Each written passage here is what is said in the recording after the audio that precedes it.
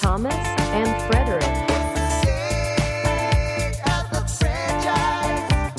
With Thomas and Frederick. With Thomas and Frederick. Welcome to State of the Franchise, the podcast that talks about franchises of all shapes, sizes, backgrounds, genres, and types. I am one of your hosts, Tom Stadler, here with the Chipmeister himself, my co-host, Fred Deacon. Tom, I just want to say something. Yeah? You're looking like a snack right now. Oh, you really think so? You didn't have to say that. But I want you to know something. Oh? You're not all that in a bag of potato chips. Fred, I'm feeling a little salty after you said that. Because I just ate them. Oh, my goodness. And Fred, it's an exciting topic this week. We are talking about the topic of chips. That would be the snack chips, potato chips, if you will. Not the 80s TV show that some might be familiar with. That's California Highway Patrol. It was a great edit time. Have you thought about bags of chips ever? Oh, like every night. No, I'm a chip boy, definitely. I love some Doritos. I love the sweet Thai chili Doritos. That's a big hit in my house. I definitely enjoy me some of those chili Doritos. I like all different types of Doritos, but Fred, I have an admission to make, and I hope you don't hate me. I got so excited about this episode. With our guest this week, I kind of went ahead and just recorded it already. What? I didn't mean to do it that way, Fred, but I was just so excited, and I had to. You can't have a bag of chips staring at you in the face all week and not open it. But Well, I just want to say, Tom, usually I'd be like so mad. I would be so upset. But I understand it because chips are probably the most exciting topic that we have talked about on this podcast. it's definitely a very exciting topic, Fred. I'll ask you this week. Why don't you just, open a bag of chips that's sitting there, sit back, relax, and you can check out this conversation I had with our guest this week. All right. Who I'll introduce right now. Our guest this week is Tyler Maas. It's Maas, right? Yep. Okay. I think so, at least. You think so? That's what my parents double told check me. your birth certificate. That's what my parents told me. Welcome to the show, Tyler.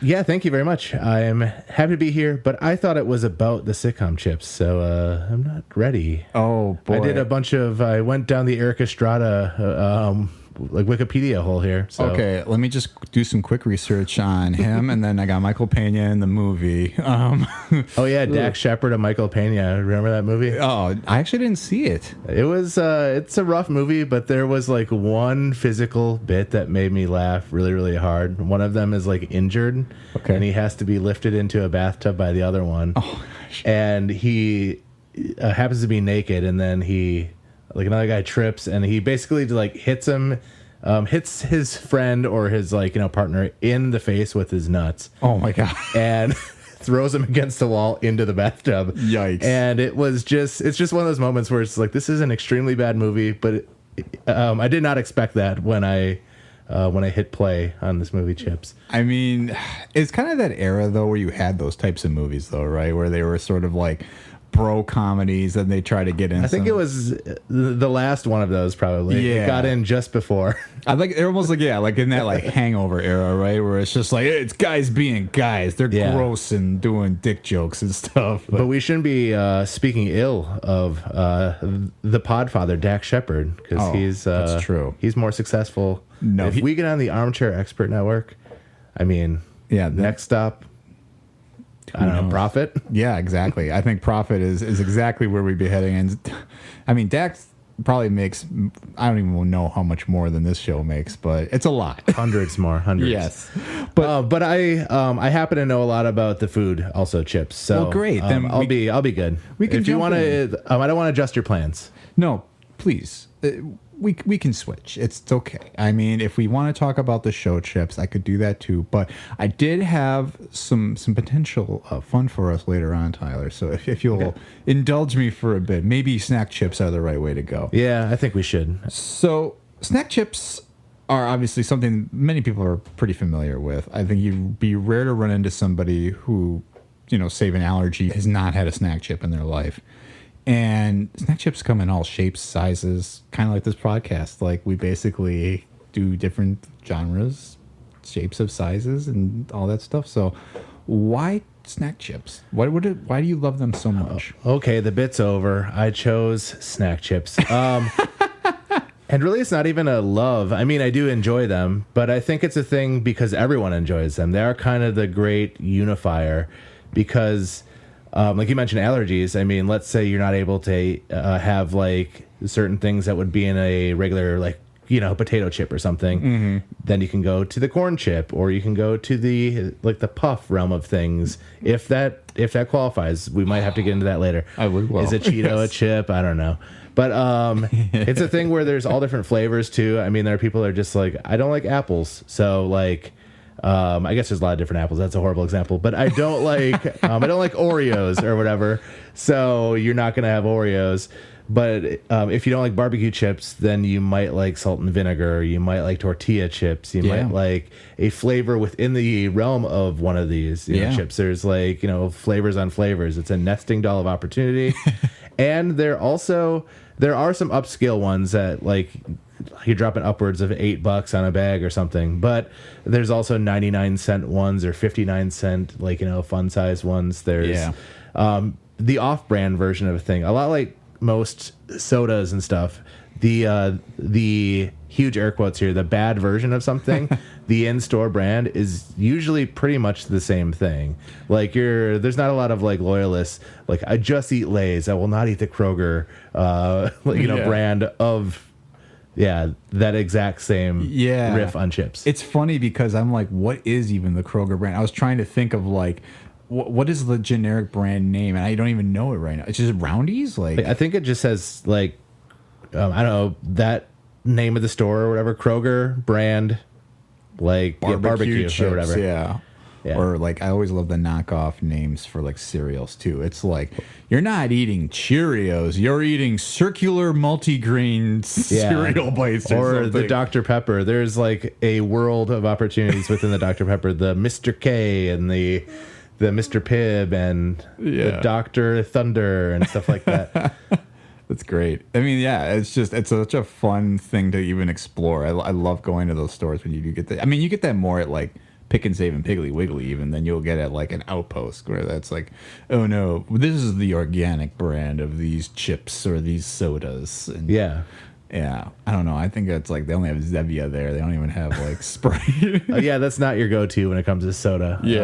No, definitely not. But they do have a lot of really good chips, including some localized ones too. And that's the thing too. There are your local brands, which I mean, I don't want to be name dropping yet if it's not the right time to. But there are name drop away. Really great. I mean, one of my favorite all time is the El Rey, the lemon ones. Ooh, the lemon El Rey chips are great, and they're made right here in beautiful Milwaukee, Wisconsin.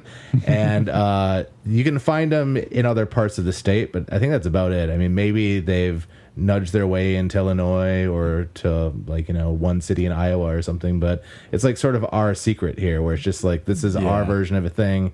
And there's really nothing like it, even though there's a lot of things that are nearly like it. Exactly. No. And I mean, I think you can even go to like a Cermak, which is also kind of a Southeast Wisconsin staple, and try their chips compared to El Rey, and it's just not quite the same. They're good and sturdy, but they don't have that flavor profile. Yeah, and also the El Rey ones are not sturdy, and then sometimes you're just like, oh, well, we're using these for like, taco dip or for my buffalo chicken dip or whatever. I need to buy the donkey chips because those things are thick as hell. Yeah. And so I don't know. It's just I think there's just so much opportunity and possibility where I'm sort of like, guilty of, I think with a lot of things, like I used to be like, I'm into sketch comedy, and there were 4 shows that had sketch comedy. So that was enough. And now it's just like, well, have you heard of this? I haven't. No. Oh, I don't have that streaming platform, so I've never seen this and I will never be aware of it. And like, the multi-genres of music and just the fact that there's a new there's like hundreds if not thousands of new albums out each and every Friday, and even locally it's just like it's really hard to keep up, but they're not like really rolling out with a lot of new chips, and when they do, it's a special thing where it's just like, oh, did you have these new this new version of a thing that's only available for a limited time? Like they're making like hot chicken and waffle like Ruffles, and they're only available for a limited time or whatever. I'm so glad you brought that up too, because I really want to dive in on all the different types of flavor, especially that Lay's is doing right now. Like they have some just really crazy concoctions that are like limited time only, but it's like it's like guacamole and like pepper or something like that, and it's fun. I love looking at those bags. It always kind of sucks me in too, and I'm like, I will get a miniature bag of those just to see what it tastes like, you know. I like that you also compared it, though, back to like streaming platforms, because I think one thing when we started talking about, and yes, the bit is over. I'm sorry. We did plan for snack chips, guys. I hope you got that out there. And sorry, Dax. Sorry to blow it up. But thinking about snack chips as a franchise, because I think you look at a lot of different manufacturers, and we could maybe qualify them. I mean, we've done loose franchises in the show. We've done composers. We've done things that are not, by definition, a franchise. So snack chips is a very broad topic, but when you do bucket it like that, it's like, you do have to go to certain stores to get a certain type of chip, whether it's tortilla chips or potato chips, right? We have local manufacturers. There are manufacturers over in Detroit that probably make chips that we've never even heard of, right? But everybody in Detroit will be like, you gotta try this one. This is a good chip up here. I used to live in Illinois, but I moved to Detroit. What is a Detroit accent anyway? It's really similar. We're all kind of the same thing. There's variations of that, that Dan Aykroyd. Like I'm from the Northeast, like Wisconsin area, and I know when someone, I'm just like, oh, you're from Wyega or whatever. And to someone from Los Angeles, we're all the same dipshit who's just right. like, I don't care if you're from Chicago or Sheboygan. And it's always a Chicago accent or a Canadian accent that people are doing with their SNL parodies and stuff. Oh, yeah. But no, if you get down to the brass tacks, we know the difference between like a Canadian accent. You just get that extra, like, do you know that they have to know a little French or something, right? But back to chips, though, too. I mean, really, no party is complete without chips. I think that's the way I think of a snack chip in my brain. And as far as you remember, like, you've probably had a chip. I mean, you probably don't even remember the first time you had a chip, right? No, but I can remember, like, while I was growing up, like, this was in the late 80s and early 90s, like my first, memories. And my parents would always buy the ones that were in the box, like I think they were Jay's or Old Dutch or whatever. Nice. And those are kind of, those were made in Minnesota, and I don't know where Jay's is from, maybe Illinois or something. So they're Midwestern regional ones, like before, like everything was available everywhere, before the advent of mass production and Gold Belly and whatnot. It was just like, well, here's the brands that exist. And I think those were among the first. And it was always like the plain sort of Ruffles-ish ones. And it's all I had. It was my gateway into what you're calling a franchise. So, I liked it, but then like your worldview opens up as you go to college, as you meet new people, you get into new cultures, as you eat your first ever nacho cheese Dorito. Yeah. It sort of broadens your horizons in this very specific genre. Yeah. And then you have a Cool Ranch Dorito and you're like, oh, it gets even better. And then that's about where it stays for Doritos. But but there are spicy Cool Ranch Doritos and things where you just want to you're in the mood for that thing. Yeah. But that's I guess where it sort of started was the bag of chips that was in a box. Yes. That you'd have at your grandma's house, which or was whatever. so wonderful. Jay's is from Chicago. I was just looking it up here. But they're maybe not in production anymore, which is weird because I swear I've seen a bag of Jay's, but maybe it's just in your memory, right? You're like, oh wait, but no, of course I saw that at a store. Yeah, because you've seen it for how many years? 30 years probably at least, if not more. And then Old Dutch as well, which I know that's around still, but that's I think that was in Minnesota. You don't have to look it up. I don't want to exost your researching as you're hosting, but oh please, this is what I do. I kill time until I find the answer. But yeah, it's I'm glad you also like Cool Ranch too, because that's very divisive. It's among the greatest of all time, and there are different schools of thought. Yes. My girlfriend, that's her favorite chip if she had to pick one, probably. Yeah. But she also she will hand me the ones that are really, really dusty. Oh. And I love those ones, like where it looks like you're holding a thing that got dipped in glitter. Yeah. I think because there might actually be glitter in it. It's just an amount that you're allowed to eat. Like you're legally allowed to eat this much plastic. So, I mean, even within that, there is the different schools of thought where I like this, and I like the dustier version. I like the really plain one. I don't know. And there's other aspects where it's like, oh, this is way too sharp. This is, I don't like the bag design. I don't like, I don't know. It goes all over the board. But I think like there were some huge misses by the Doritos franchise as well. Like one of the first flavors they had was a pizza Dorito. Remember that? Yeah, I do. And they were awful. And that's the first time I can remember not liking a chip because it was like it's like you're being handed like a piece of cake and you're like, oh, I just exclusively like this because it's like, sugar and like, carbohydrates and milk and eggs. And so that was the first time where it's like, oh, this is like, I'd rather have something else than this. Yeah.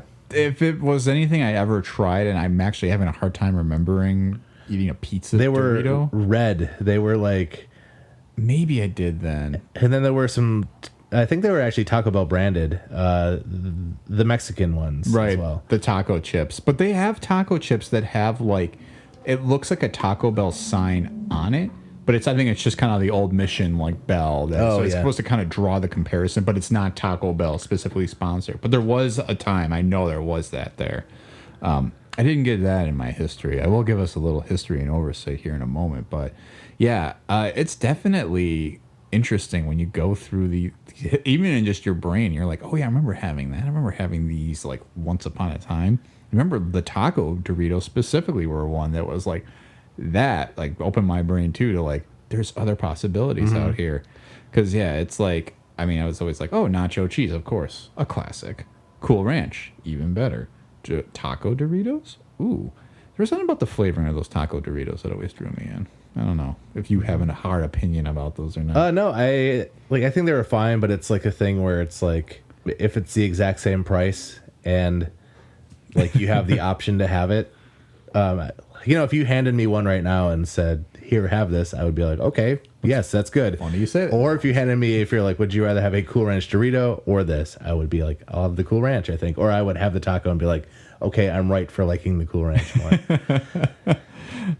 I agree though. I think I would definitely go Cool Ranch. Like, if you're like, I think you might be a little bit younger than me. I'm 38, but yeah, 3 years. it's like we grew up sort of in the era where it went from being like, here's the regular potato chip, here's a regular corn chip, to like, why don't we put some dust on these and see what happens? Like, there was sour cream and onion was also a big one, and I didn't like onions when I was a kid. Oh yeah, and that was like sort of the way to like artificially, maybe, I don't know, Trojan horse.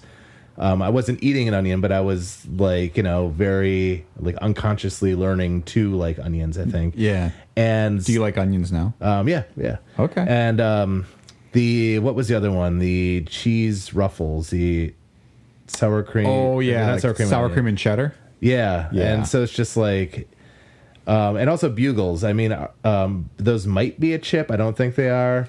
It's a chip by a different shape, maybe. I think by definition it's a chip, but okay, I'll be brief about that then. Like, You go wearing for it. those on your fingers, you make the nails and you bite them off your fingers, and that was cool. Funyuns, that's not a chip either. Probably Cheetos. I'm like venturing way off the map here. no, but I think you're actually getting to a very interesting topic of like what actually does qualify. Because here's the shocker. I think actually all of those do qualify as chips by some weird definition of what a chip is. But I think before we even get into define the exact portion of a chip, we should talk about, where did chips get started? So, the earliest known recipe for something similar to today's potato chips is William Kitchener's book Cook's Oracle, which was published back in 1817. And it was a bestseller in like the UK, but it had called for something that was called potatoes fried in slices or shavings. Okay. So, it reads to like peel large potatoes, cut them in shavings round and round, and as you peel a lemon, dry them well in clean cloth, and fry them in lard or dripping. Which sounds very fast. Maybe just a I lard don't know. part. It has some legs. It does. I'd eat that. So that was kind of the origin of what a chip was. It was just supposed to be like a thinly cut potato. And there's a legend that associates the creation of like the potato chips that we know now going back to Saratoga Springs, New York. So this was decades later after this cookbook had come out, this Kitchener's Book cookbook. And it's attributed to a dish by George Crumb, who was a cook at the Moons Lake House back in Saratoga Springs back in 1853. August 24th, to be specific, Tyler. They have this. That's how special the day was. They wrote it down. Like, holy shit, these are good. I'm writing this date down. Yeah, right. Somebody's like, no way. Remember this happened on August 24th. Yeah. So I guess a customer kept sending back his French fried potatoes, complaining that they were too thick, too soggy, or not salted enough. So in a frustrated manner, Crumb, who was the chef, not like Crumbs, but he sliced several potatoes extremely thin, fried them to a crisp, and seasoned them with extra salt, and sent them out thinking this guy is going to get what's coming to him. But to his surprise, the customer loved them and was like, can I get more of these? And so they became known as Saratoga chips. And the name persisted all the way into the mid-20th century when people just shortened it to chips. It's amazing how many foods are invented through spite as well. Nashville hot chicken, that's another example where Really? I don't know the this. guy from the thing Howling Rays, I think, which is like attributed as like one of the first, if not the first, like restaurant or amount of makers of the Nashville hot chicken. I think his wife was upset at him for running around on her, and she wanted to make the hottest fried chicken, like to give to him, like to punish him basically for what he did to her. And he instead was like, "Oh, this is pretty good," and then I think that's the basis of it. I might be getting it wrong, but I know there was some infidelity related to this. Wow. Yeah. So and I think like it's another indication of there's nothing, there's no such thing as either too spicy or too salty or too sweet or whatever. There's always going to be one person that's like, This oh, is hell amazing. yeah, this is good. I don't care if you're trying to poison me with spice. You're actually going to give me something that I wanted. Because what is interesting, though, obviously, is we're talking right about like Spike creating these, but the tortilla chips did not have that. They were actually just, I think the flip side is they wanted to basically reuse tortillas that couldn't be used in mass production, right? I mean, it's pretty basic. Yeah, like a misshapen thing or whatever. Yeah. Oh, there's a business now that will mail you like ugly fruit or whatever. Yeah. You know? Or like vegetables that they wouldn't have out at the grocery store because we as moron humans are like, I don't want that potato. I want the other one. I mean, I don't know if you're like me. I This go is a through a lot way- of different apples when I'm picking my apples. Yeah, this is a way sexier potato. Yeah. Oh, damn, this cucumber. Oh, shoot. It looks like this one ran into another one. Can't have that one. Not in my salad. Yeah.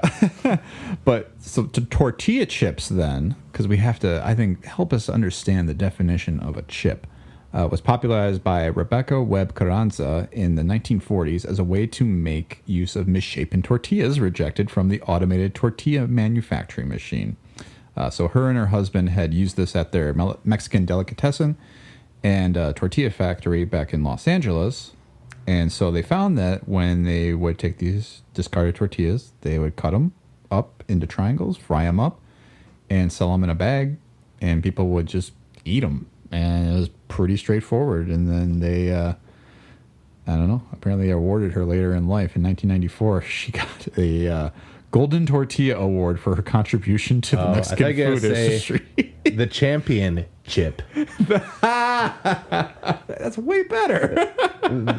That's another thing too, where me growing up in the 90s in Northeast Wisconsin, Mexican food was like a new thing up there. Oh, wow. There were maybe 2 or 3 restaurants that would offer that, and what we now know is just a regular thing. Like, you are seated at a restaurant and you get free chips and to basically hold you over while you wait for your food. And I think that was among the first times I ever had salsa, and just like Wow.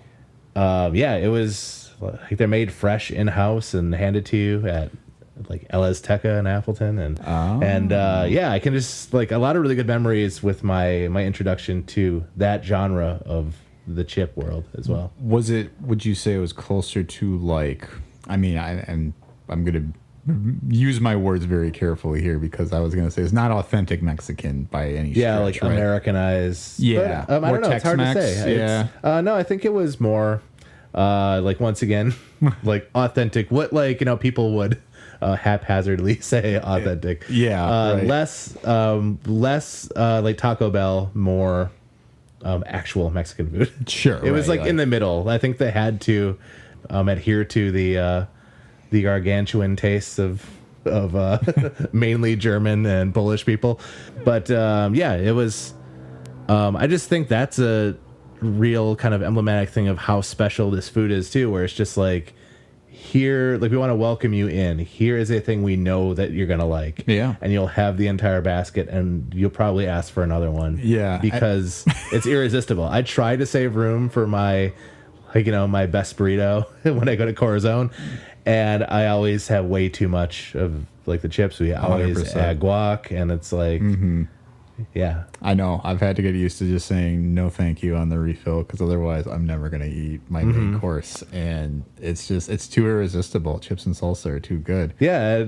I don't know. I don't want to be like, getting in the way of your hosting and stuff too, but I feel like a special thing about the chip as well is it's a vehicle for other foods. It's the means of conveyance. It's like, whether it's French onion dip or salsa or bean dip or like we call things up here in the Midwest, we call them salads, which is like you put either cream cheese or mayonnaise into something, and then you dump in some other ingredient you bought at the store, and then it's like, if you get some Hormel chili and some cheese sauce, then that's a dip that you've invented. Right. I've birthed this dip by putting two things I bought at the store into another thing, and if you want to get especially, if you want to be all like Emerald Lagasse or Julia Childs or whatever about it, you can put it in a little bit of Red Hot or something. And, just some monstrosity that's gonna here's like some clog Cholula your or whatever arteries. Ugh. Yeah, but I think there are foods. I mean, like, I don't know if you've already spoken about sandwiches as a franchise, but that's infinite. But I feel like in the same breath, the chip is also one of those extremely versatile things. Yeah. And on the subject of sandwiches, I mean, have you ever actually put any chips on your sandwiches? They're always served on the side, or oftentimes they are. And then sometimes they'll go the extra step and just be like, you want the crunch, you want the extra texture.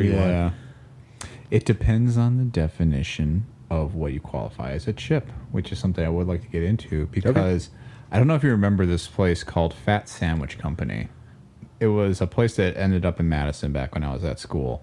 And I think it originated at the University of Texas. But basically, their whole conceit was that they would make sub sandwiches that were just loaded with like apps. Basically, they would put French fries in these things. They would put like chicken tenders. They would put mozzarella sticks, cheese bites. Like it was just this thing that's like it was your meal for a day. It hit like all your daily calories and then some in a sandwich. And I think one of the things they did have was Cheetos on a sandwich, and to my surprise, as I was looking this up, because you mentioned Puffs earlier, Cheetos do qualify as a chip, and I feel like that's a very controversial definition. Yeah, I wouldn't really call it that. It would be but it's a thing too where if a person's like, well, what is a cheese curl? And then eventually like you get exasperated and say, okay, it's a goddamn chip. All right. Yeah. Also, are you allowed to swear in this podcast? I've said like 5 bad words. Yeah, you're fine. But I think you make a good point though. Yeah, cheese curl. What is that? It's like,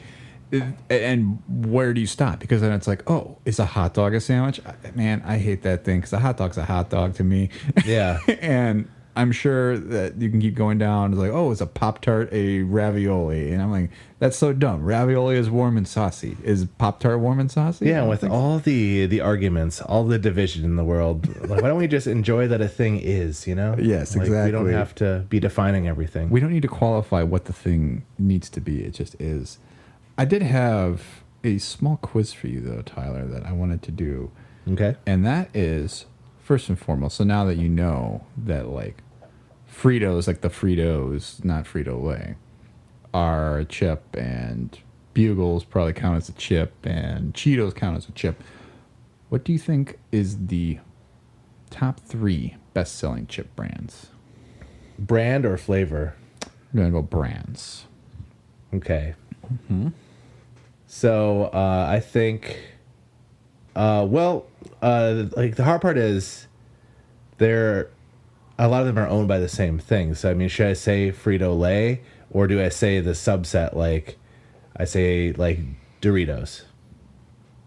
I think you would do the subset. Okay, Doritos, Ruffles, and since you kind of mentioned the broadening of the definition, I'll say also Cheetos. So Wait, I have an amendment. I'm sorry. I forgot about the tortilla end of things. I would say Tostitos is. I will put that in place of Ruffles. okay, I'm questioning now my research here a little bit, because what I think I'm seeing here is the best potato chips.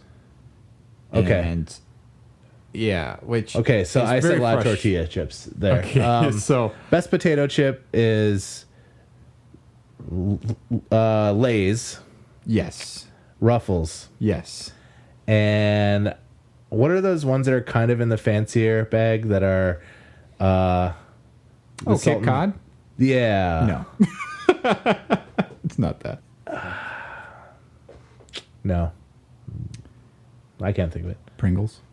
Oh yeah, Pringles. You know, Pringles, which I'm is not upset that I didn't get that one. I mean, they are good, but it's a Oh, thing too man. where the way that they're efficiently stacked. don't I mean, do this, Tyler. the way that they're efficiently stacked is just like you have to dump them out of the little tennis ball tube, and then you also are like, oh, I got 9 of these, but I'm not gonna put the 3 back that I don't want. I'm just gonna eat them, and then like also you can do the stack where you eat them all at once. Yeah. and you're just like, oh, I just took like literally 18 grams of fat to the dome in 5 seconds. Right. Like, whereas it's just like if you have a handful, they're all kind of arranged in different ways, and it takes a little more work to get them all in. So it's a little bit more of a ride. It's an adventure opposed to just like, hey, I very, very I don't know, casually and easily ate a daily value of my fat grams. Yeah, right. Because you just ate a fourth of the can of the chips in one bite. And he did the duck lips. Yeah. Oh, of course. Well, you can't get You through flip that without one doing upside that. down, and then you. I thought you were going to tell me that you didn't like Pringles, and I was like, don't go out. No, I like and them. say- I never think to buy them. And if they're out, if I'm at a function and they're out, I'm like, oh man, Pringles does exist. I totally forgot. But I don't think I've ever purchased them before in my life. So I realized where I messed up here, though. It was the fact that I have 2 different stats. So that was the best-selling potato chips. But I also have a list of the voted most popular chip in every state, and that is the broad sense of the term. So that would include your Doritos or anything. So I want you to guess which one is the most popular chip in Wisconsin. Wisconsin? Mm-hmm. I'm going to say Tostitos. It's a great guess, but no. I'm sure it's something boring and stupid like Ruffles. Oh, I mean, you're right, though. It's boring and stupid, but it's not Like- Ruffles. It's Sun Chips. Sun Chips. Yeah. Sun Chips are boring to me. I don't know. It's the year 2023. Like, we get some daughter chips, you know what I'm saying? I was like, I do like the cheese ones. They added the garden salsa a little bit later. Yeah. The onion ones are okay, but the blue ones that are just plain are rough. That There's that nothing has the special about most 'em. overall chip flavor, and it's also a thing too, where if I'm having a chip, I've already run it through my mind that I'm not going to be helping my body Yeah. or anything in any way, and so I want the endorphin rush. I want that of like you can say like, okay, I'm just gonna. If I have to go to a restaurant, I'll have the salad and I'll have the dressing on the side. Yeah, right. Things like that. No cheese or whatever. But like, It's the Wisconsin, like, I'm being health conscious thing. Like, oh, well, sun chips are a healthier option than potatoes. It's like, by what? A percent? Like, Yeah, and the taste is 60% worse, you know? yeah, exactly. So, The garden salsa is decent, though. You're right. yeah. But, like, my mom used to always have those at her house. So, I would...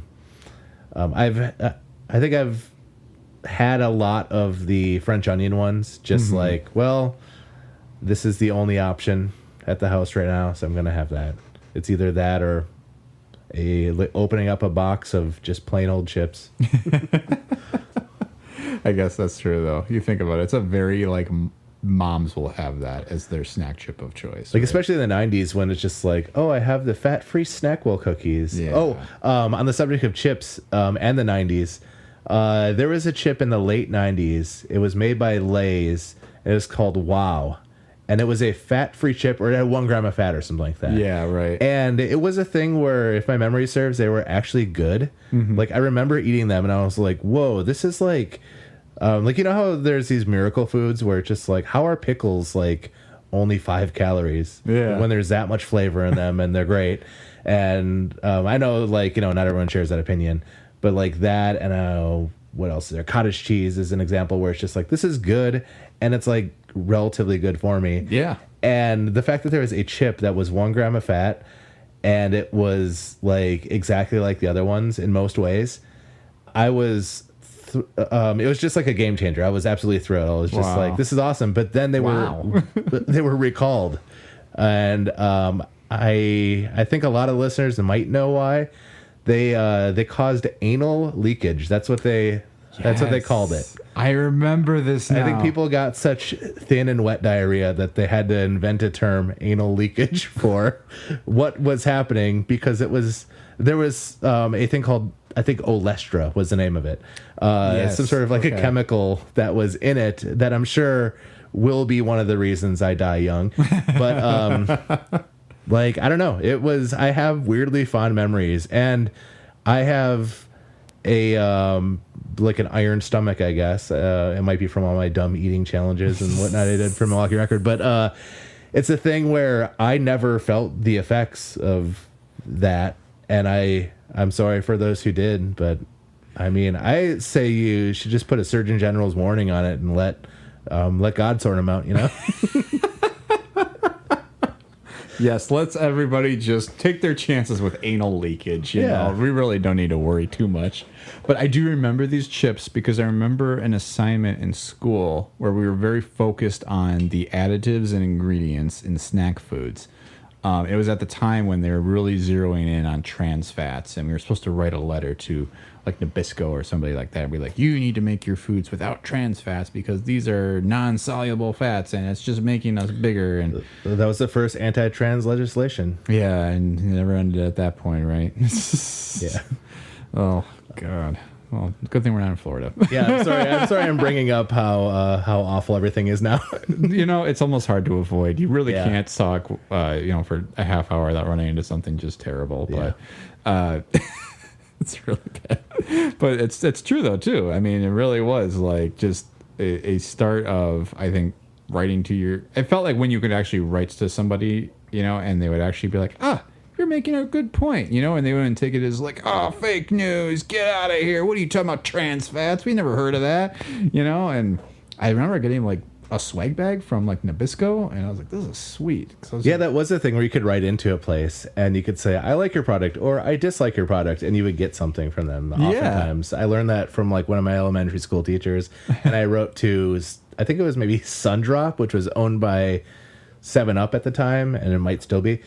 And then I got like a voucher for free Sundrop because I was like, I really like your soda. That's awesome. And that was it. What a great a great campaign though, of like, oh, kids are gonna write into us like, hi, I'm Johnny, in 4th grade from Ohio, and it's like, oh, good job, Johnny, keep eating this, because then if no one writes letters to their favorite brands anymore. No, they really well, if they do, they write tweets, and it's they all aren't email or and then sometimes they'll fire back at you, or Wendy's is like, yeah, well, fuck you. Yeah, right. And then they go viral and you're roasted, and exactly, or Wendy's gets in a lot of heap of trouble, Bud Light, as we get back to the anti-trans legislations and policies right now, going through it. But, Yeah, people buying beer to then pour it out. yeah, I know. It's like, oh no, please don't. Or like, I'm not buying Bud Light, I'm buying Busch Light. It's owned by the same thing, you idiot. Yeah, I know, because they just be like, people don't realize what's affiliated. There are 7 corporations that own everything. Yeah. And if they don't, they own the maker of the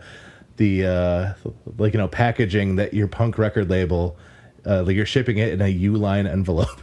So so you have a song about a guy that you are purchasing, that your label is buying like materials from. Yeah, right. And then it's just it's impossible to just to fully embrace avoid. Embrace the sellout. I think it's just like Less Than Jake, right? You just Or just realize that there's 100 years left. Yeah, So exactly. just, So enjoy the chaos. Look, as don't Vinny get in the says. way, and make lives as good as you're able to. And It's true. Well, speaking of embracing the chaos, I think one thing we did want to do here today, Tyler, is I gave a little teaser at the beginning of the episode, is we wanted to do a little show and tell of some chips that we had brought in. And to make this more fun, we didn't tell each other which chips we got. Mm-hmm. So I'm happy to share a couple with you today. But would you like to start with what you brought in? yeah, well, I just want to apologize ahead of time for the listeners too. There might be a little chewing. I'll do my best to avoid it. Or you could, I don't know, cut it out. You could put in like I'll do some magic editing. long bleep or something like that. Yeah. That'll somehow be more pleasant than listening to me eat a chip. Yeah. But would you like the good one first, or the one I've never had that I'm very, very curious about? I think let's start with one that's good, because I feel that I actually have a normal flavor or a standard flavor. Yeah. I kind of went off script a little bit once I got to the store, because I'll explain why. But I decided we should try some fun different things. So why don't we start with your favorite, and we'll go from there. I don't think this is my absolute favorite, but this is a new entrant into my I'd say my top 10. Okay. Because a lot of my chips are like circumstantial. Like, okay, when I'm at a Mexican restaurant on a Friday after a long week of work, and I'm having that first dip into the margarita just arrived at my table. Yeah. And I'm dipping the red salsa at this place. Or I'm at the ballpark and someone brought like my favorite Doritos or whatever, and I got the dustiest one in the bag. But this is a new one where it hit me. It sort of surprised me. It was an impulse buy once, and then I was like, wow, this is really good in an unexpected way. And I guess I could just intro it. There's going to be a little crinkling here. Let's see. Oh, that's okay. As a fellow sports fan too, I think you're also going to have something to say about this. These are the Ruffles, a brand that I thought I basically gave up on. Sure. It's a thing unless you're having a certain dip. It's just like I'm never I just want one Ruffle. But this is the Flamin' Hot Barbecue, which is by Jason Tatum. I know. That's why. We both really dislike the Celtics, I imagine. Yes. And they have some of the most annoying players. Jason Tatum is largely not annoying, except for that he can go off for 45 in Game 7 of the Eastern Conference Finals. He's annoyingly good. He's no Marcus Smart or whatever. Yeah, I hear you. But these are good enough that I'm willing to occasionally buy a bag that has a member of my now least favorite NBA franchise. Wow. So, have you ever had these before? I have not, but I did see the brand in the store, and I was curious about them because I was just going through a Jewel Osco over the weekend, and I was just peeking at brands. So you were in Illinois. Knowing that this episode is ahead. Oh, yeah. I'm a person who likes Flamin' Hot stuff. I like the Flamin' Hot. Basically, you name it. Mostly Cheetos, I don't really buy it, but this is the perfect balance of I'm also not a person who will just have a barbecue chip. I'm not I just want this. This is the perfect middle ground, I think, where it's it's a barbecue chip with a little extra something on it. I don't know. It's there's a few NBA chips, and I've had the LeBron ones. I've had the Anthony Davis. I think the Davis ones were the first ones. Okay.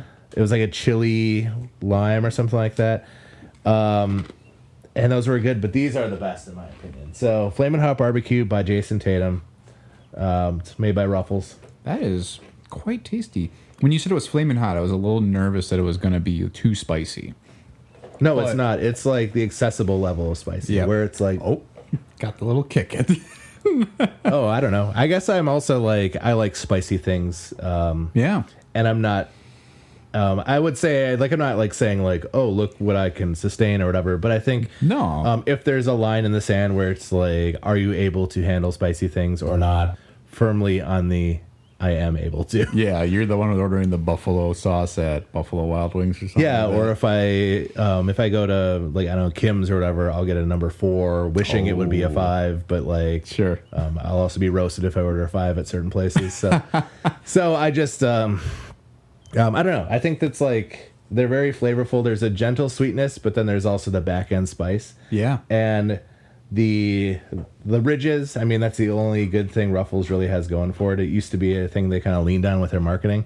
So I think there is a real dipability, but you don't have to dip. Like, that's what I like about it, is like it's a you can just have it on its own. Yeah. As we say in the business, you can just raw dog one, you know. Raw dog a chip. No, that is a good chip though. I would definitely buy a bag of those and just enjoy them on my own. And I'm not a flaming hot fan, really. I mean, you're talking about like what side of the spectrum you fall on. I'm probably more the wimp, where if I go and get like Thai food or something like that, I'm ordering a 1. Okay. But my fiance, on the other hand, she's more on the spicy. So she'll be like, oh yeah, I'll go and grab, something a little hotter, or she'll have like a flaming hot chip and probably be just fine with it. Mm-hmm. Yeah. But she was also not down with Cool Ranch Doritos. So it's kind of it's the switch off for us there. Yeah, that's the hard thing about like when you're living with another person too. It's just like, well, you buy things for both of you, but then you either don't have a thing that you love because like the other person, they don't like the thing that you do, and you're not gonna like. I won't allow myself to have these around. Yeah, right. In my house because I will. Except now because you're taking those back. Right? Yeah. Well, obviously, but and also a good thing about it too. This is where I'm like, referencing that everything is owned by a few people. You can oftentimes, like with them being under the Frito-Lay umbrella, which is an awful corporation that has had very recent and very horrible workers' right violations. Yeah. And I didn't eat there I didn't buy anything from them when they were on strike and stuff like that. But anyway, I'm back though, supporting this monolith of awfulness.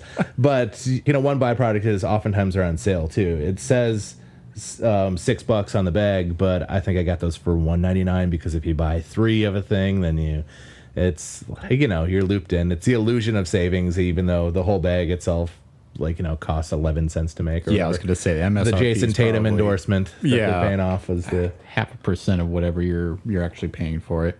That's probably why they're on discount, though, because it has Jason Tatum on there. So, I mean, you can't blame the bag for that. He hasn't had a down year, but he's still going to be a problem come playoff time, which going to date this podcast a little bit, but we're going to be in the playoffs pretty soon anyway. So yeah, I'm praying they get bounced in the first round. Hopefully, by the time this is out, they will have been miraculously ousted by the winner of the play-in game. Yeah. Fingers crossed, but yeah, I'm just the expecting Raptors or something. The Bucks are going to run into the Celtics at some point. What was the second bag you brought in? I think it's going to make more sense if I go all at once with mine. Yeah, these were ones that I was actually sent. Little known thing for our local listeners: there is an Irish import store that is on the northwest side, like off like Vliet, if you know where that is, and it's called like Tralee Imports or something, like Tralee. Yeah. And they sent me some chips that my girlfriend and I immediately ate. They were curry chips, and they were excellent. They were made by a Scottish, company or whatever. These are things that look like Lay's. Walkers. It has a very similar label. And these are from Great Britain, so I guess we'll see how great it is after this. But these are love it or hate it Marmite chips. Oh, God. So Marmite, the way I understand it, is like Vegemite. Yes. Which if you've heard the song "Land Down Under," right? Is that the Men at Work song? Yep. One of the first in song endorsements, probably. And it's a very, very acquired taste. I've had it before. I didn't hate it, but I also didn't like it. It's one of those things like Malort where so many people hate it. I am like indifferent to it, which means I like it. Sure. Because I don't like, dry Actively heave. hate it. Yeah. But it's just like, that's not horrible or whatever. And I think I might have a similar reaction to these, but I've not had them. I've not opened it. It's in a little bag. Yeah, I will. I'll tell a little story about Marmite Vegemite as we lead in, because one of the previous episodes, first and foremost, was on the UK show Taskmaster, and one of their tasks that they had to do is make their own Marmite. And I started to learn about some of the ingredients, and I guess it is a meat-based, like. Oh, I didn't realize. Which is why Vegemite is like the alternative. It's the vegan version of Marmite. Oh, yeah. So it's there you the have veganese of. Yeah. Yeah, and I've had Vegemite when I was in Australia, and that was gross, in my opinion. Okay, So I'm just gonna do a little sniff test. Yeah, do it. Oh, it's like having a wine or a beer. It's bold. It's there. It's got tannins if in you, there? I don't know if you eat meat or not. So if you don't want to, you don't. Oh, have to, I eat but- meat. Yeah, we're good. Okay, I'm gonna take a few out just in case I. Okay. It looks a lot like the original Lay's, like the actual packaging itself and the chip itself. It's a little What less a greasy scent. though. It's a Wow. little less like, how the ones here in the States have like the visible grease. It's Yeah. almost like a selling point for Americans. Like, oh, my fingers are a different color than they were before. No, this is like the on the Simpsons, your window to weight gain is you rub something on it. Right. So these they don't have that as much, but No, they I'm aren't as gonna go glossy. for it if you're go you're for it. You set. Or start. okay. Yeah, I'm curious to see what your reaction is first. I think it's the best way to do a two-person conversation here. It's very subtle. It's very middle of the road, in my opinion. I was expecting it to be more of an affront or more of a stance, more of a like. It literally says on the bag, "Love it or hate it." Yeah. And I feel neither sentiment. Yeah, no, I'm kind of surprised at how, just you said, subtle is the right word. Yeah. It's almost like eating like something that has gotten a little bit of just like steak sauce on it, maybe even to a lesser extent than that, where you kind of get that tang at first, and then it's sort of like, but then it's sort of, I don't know, dull. Is that the right word? There's a light burnt aspect to it, which I kind of like things when they're a little burnt, like like the Neapolitan pizza that has like the one black spot on it or whatever. Yeah. Or the I used to always have my marshmallows, like I would let the entire outside get black, and then One of those kids, huh? Yeah. Or I guess adults now, but yeah. And this is like that, where it just has like the kind of minor burnt aspect to it. yeah. And a little bit of sourness maybe, but once again, I like sourdough and things like that. So I feel like it's like their version of a Lay's for like. This is a major generalization about an entire nation, but like what they would probably prefer as their baseline. This is their like, I just want this on the side of my sandwich, Yeah. or whatever. Right. And I mean, yeah, if that's what Marmite kind of tastes like, maybe not the worst thing in the world, but I might have another one. might have another one. So while you're munching away there, Tyler, I appreciate you getting one that was imported from Ireland, or I guess the UK. We can be general about it, because some parts of Ireland are in the UK and some are not. Northern Ireland specifically not, and they will never be. Who would have known that we would get into Irish politics, into trans legislation, into Yeah, if we want to start talking about the Troubles, we've still got time. We're only about 55 minutes in. So I made a trip today to another Milwaukee staple that also imports some chips. It was Maas, and they are an Asian grocery store who has many different varieties of foods from China, Japan, Korea, Vietnam, Thailand, you name it. And Laos. That's another one. Laos, yes, I love Laos. I've never been there, but I just had a love affair with Laos. But the story for another time. But Anyway, as I was going through the aisles, I found, they have the chips that you have to translate with your phone because they're written in a different language. Okay. Unless you speak that language. This is exciting. Yeah, so I'm pumped. I grabbed a couple different bags, and I decided to go off script where we talked about, let's pick one that we like. No, instead, I just went with here's some different flavors. So Okay. the first flavor I'm going to pull out here is just simply a fried chicken. Or I should say it's a chicken wing. Like a baked chicken or fried chicken wing. So you'll see on the bag, you have the Lay's logo, but then nothing else is in English. Okay, it looks like there's a prawn on there or something. Yeah, it is. No, it's a chicken wing. Oh, yeah, the lights at the end. Yeah, and if I use my Google Lens again, I'll give the literal translation of what this actually says. Crispy baked chicken wings is the name. What was even better, though, is it just called them wavy potato chips.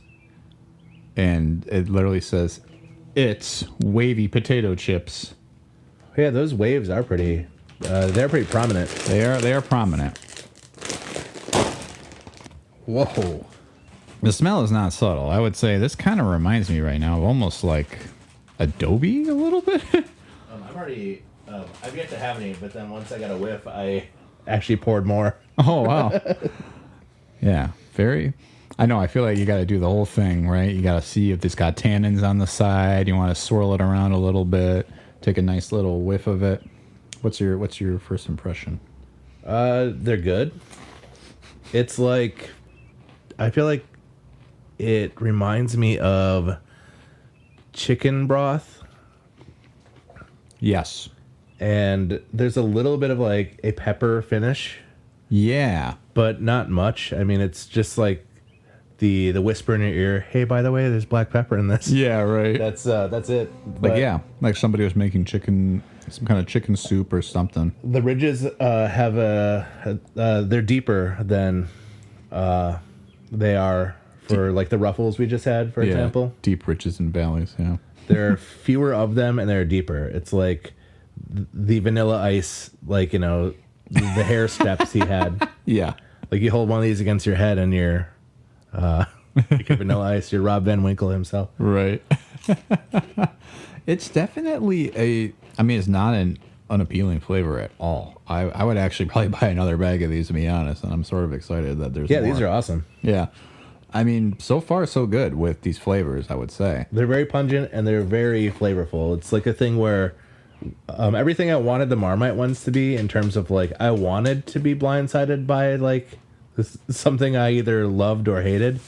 Like this is like, hey, if you had any doubt, if you thought this was like a prawn, it's not. It's chicken. Yeah. Like No, yeah, it's good.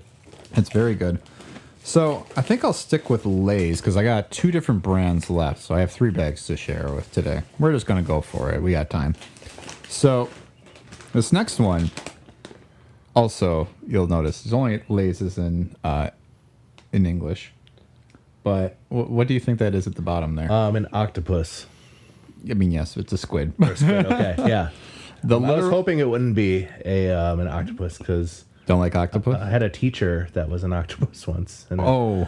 no, it was like that documentary. Oh, yeah. My Also, octopus. they're like one of the more intelligent animals, True. and Makes it sad eating them, they right? can solve puzzles and stuff. That's why people want to eat dolphin-free tuna too, right? Yeah, but we eat a lot of pork, which there are some pigs that are literally more intelligent than some humans That's so sad. that are in our government. No, just kidding. So the translation on these chips is sizzling squid flavor. So I anticipate it's going to be something short of what you would imagine calamari is, but maybe we'll get a little bit of something different. Okay. So we're going to go outside the rails. The third one's not quite as crazy, but we'll try it. Okay, you're attempting not to react, so I think you dislike it based off the scent.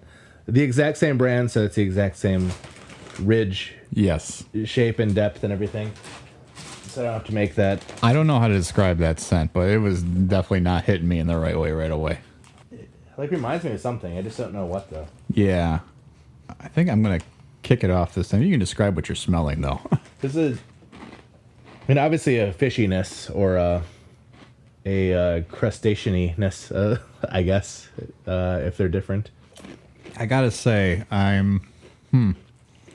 it wasn't quite as gross as I was expecting, but I'm also not a This is, once again, I think, it also might be a thing where I had it just after the most flavor-forward chip, that maybe it's, I need a water sip or something before this, because I'm not really getting that much. I'm getting some of it, but it's like not, it's a lot like the Marmite one, where it's just like there. a little subtle, but yeah. I mean, what I'm kind of getting is like, I don't know. It's very fishy. I mean, I don't know if I've ever really had squid, not calamari. Maybe I've had it at like sushi, but I don't know. Not my favorite chip, I'll say that so far. And I didn't expect to love the sizzling squid, but There's like a, not smoky, but like a umami-ish. It's in the neighborhood of umami. that's a good point. Yeah, good. Mixed good way with to put like it. fish sauce or something. Like, yeah, I don't know. I don't mind it. It's my third favorite of the 4 we've had so far, but like What's your fourth? the Marmite, just for lack of substance. Like, I just wish it like would have actually, like, it got sent here from another country because there was a person who likes it enough to have it, and it just didn't really deliver for me. I just Yeah. wanted, it's like I don't know. I don't have the rest of the metaphor worked out or whatever. But No, it's- that's okay. I think you probably hit it on It's the like, if you're head. gonna go for it, you should go for it. If you're putting love it or hate it on the bag, then like, you know, It's got to you should make go for you it. make you have an opinion, right? And I think that's more of a gimmick than this is just like, the squid ones are just what people like, and it's like, you know, there's a certain, like, you know, customer base that they miss that from like where they're from, or they just happen to really like squid or like whatever it is, and it delivers enough on it. But I just wish that there was more of a stance. But I guess it's not food's job. Like, we're not like yelling at broccoli for not giving it enough. Yeah, why but it's carry also your a weight, junk broccoli? food, so it's like, I don't know. I think they're good, but I like the wings more. And I mean, if it's you're only allowed to have one more chip, like before we destroy all the bags, I will probably go to the chicken wing one first. 'Cause Oh yeah, I think that's There. definitely the winner. But the flaming barbecue is good. Mm-hmm. So the last one I have for us here is a different brand. This is just called Gudetama, Okay. and it is salted egg yolk flavor. So, what are your take on eggs? Do you like eggs? Yeah, I do. Okay. And I like egg yolks. I don't like runny, and it's just more of like an aesthetic kind of, the grossness of it too, like, you know, sopping it up Yeah. and the sloppiness. But I know there are certain people who love that too. So, Oh yeah. but yeah, I expect these to be good. Yeah. And they got a little happy egg yolk character on it, so it's got to be good. It looks either happy. It looks like it's like begging for its life or something. It's like, please, don't kill me for chips. I thought it was just trying to live. Yeah. Very interesting scent. I wouldn't have yelled egg after I smelled it, but that doesn't mean it's not going to taste like that. It reminds me of something that I can't put my finger on, but it's like, something in like the cracker family, or There you like go. rye bread or something like that. Man, you have a really good way of pinpointing like flavors, because I'm just sort of like, I don't know what I'm tasting, but it's definitely not what It's I like expected. sort of in the rye-ish, like that family where there's like a boldness to. But it's like missing, like, I'd almost like equate it to like a rye chip if it didn't have the garlic. Like, you know what I mean? Or like that kind of, that seasoned zest. And I don't know. It's weird because you expect with a salted egg yolk, I don't know. I mean, I guess maybe it tastes like the thing it's supposed to be, but maybe egg yolks don't really have that much flavor if they're not. Yeah, maybe the yolk itself is like lost. It's not it's not the centerpiece without the surrounding egg white or something. Maybe Yeah. it's like how you wouldn't want to have a spoonful of only frosting. You need like the yellow, like the either like chocolate or the yellow cake underneath it to like to balance it out or something. And these are exactly like the Lays that we know, the greasy thin Lays. And these are out of Guatemala. Yeah, it looks like it. Or no, it's Gudetama is the name. Oh, it was But- ripped right in the middle of the. Yeah, no. Yeah, I think- putting it together now. Yep. Okay, never mind. I think they are. From Oakland, No, there you go. but it's Asian food grocer, so I think it's a thing where it's like, like, sriracha, yeah. and then you look, it's like made in like Texas or some shit. Yeah, right. Because it's like, yeah, they have the mass manufacturing plant there. It's kind of a sad chip. I don't know. It's not bad. I'm like, I don't know that it has any of the kick I was hoping for. That last chip I just had was a little more sweet, and I kind of like that a little bit more. That But- would be good to like, if you wanted to put something to like spice up a soup or something. Yeah, there you Like go. if you're just like, oh, I want a little bit extra. Like these could be good with French onion if you think about it. Yeah. Yeah, you'd have to actually have something with it to really make them. Yeah, sing. with something to like the other thing will be the leader, and this will just be kind of the the Ron Harper off the bench to help get it to the or the all these basketball metaphors in here. I was about to say before, it's really fitting that the Jason Tatums are the second best because he will never win a championship. I hope by when this is out, that's accurate. So Knock on wood. So, well, that was a very interesting roundabout. Because, yeah, I definitely would agree. I think, I don't know. The baked chicken wing was the surprise here, I thought. That was quite delightful. Even though it did have kind of that soupy thing, but it was not unpleasant. Like, it was just sort of like, ooh, yeah, I could snack on those. But obviously the Flamin' Hot Barbecue has something, too. That was, yeah, and I think that's one that's like really easy to find too. And so it's just like you might even run into these at like a friend's house or at like an office, function or something like that, or a barbecue or something.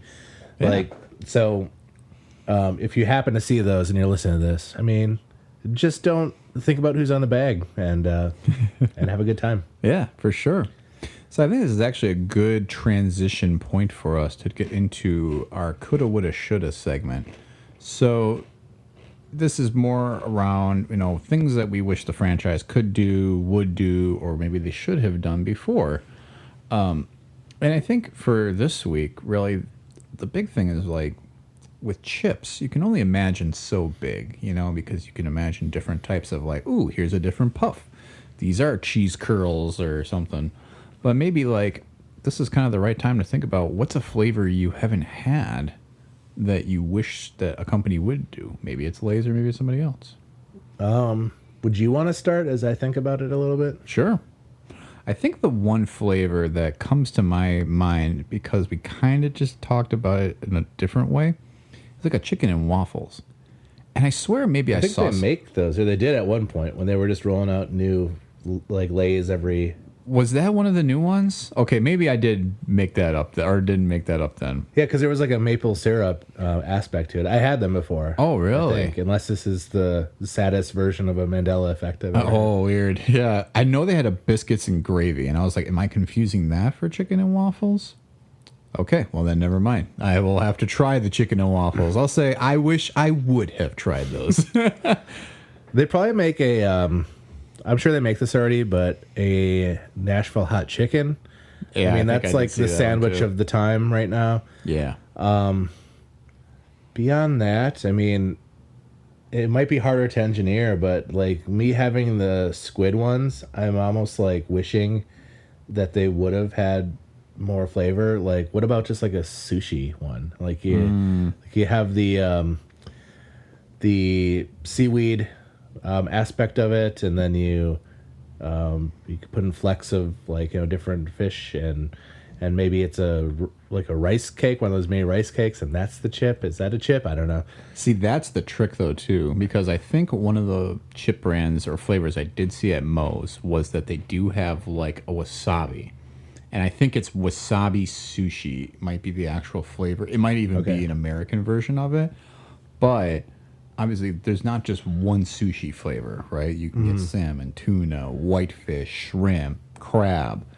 And I mean, they have like crab chips too already and shrimp chips. But I mean, there's definitely different ways you could dream up like almost like a line of sushi flavored chips and give them all at least a little different quirk on it. I like that a lot. I think that's exactly the type of thing you want to do. You could even maybe do the same thing though with a chicken sandwich, because Nashville hot may be a thing, but what about gochujang?